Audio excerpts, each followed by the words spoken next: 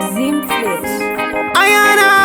Mount Zion music. Jama step on this season. Did it teach to the woman listen? This is future in a lecture.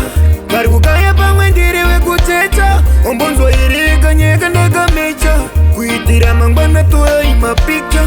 This is future in a lecture.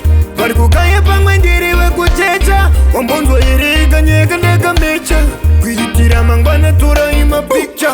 Bunzai William, life ifiri wami ndapinda Birmingham nana kotilesi vachirova quantum ona vanhu musati onese saskam zvandoda mina nditaurewo zvandoda yeah zvandoda mina ndikuimbire zvandoda angana this is future inenge lecture vari kukaya pamwe ndiri vekuteta ombonzo irika nyeka ndakamecha kuitira mangwana toya ima picture.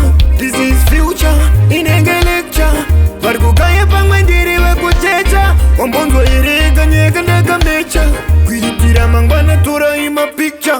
Inadi pudding kwamsiri pudding chera story nokuti glory nguva iri kufamba ndava kupera simba ndakuda kukohwa pese pandaiti ainzondirwadza semukadzi ane mimba ndiri rume rimwe churu ndichachikomba ndiri tichatoraiwo malesson.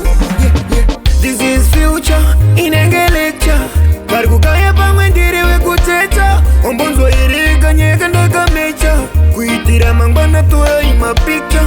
This is future inenge lecture vari kukaya pamwe ndiri vekuteta ombonzo irika nyeka ndakamecha kuitira mangwana toya ima picture. Bunzai William, life ifiri wami ndapinda Birmingham nana kotilesi vachirova quantum ona vanhu musati onese saskam zvandoda mina nditaurewo zvandoda yeah zvandoda mina ndikuimbire zvandoda angana this is future inenge lecture vari kukaya pamwe ndiri vekuteta ombonzo irika nyeka ndakamecha kuitira mangwana toya ima picture. This is future inenge lecture vari kukaya pamwe ndiri vekuteta ombonzo irika nyeka ndakamecha kuitira mangwana toya ima picture.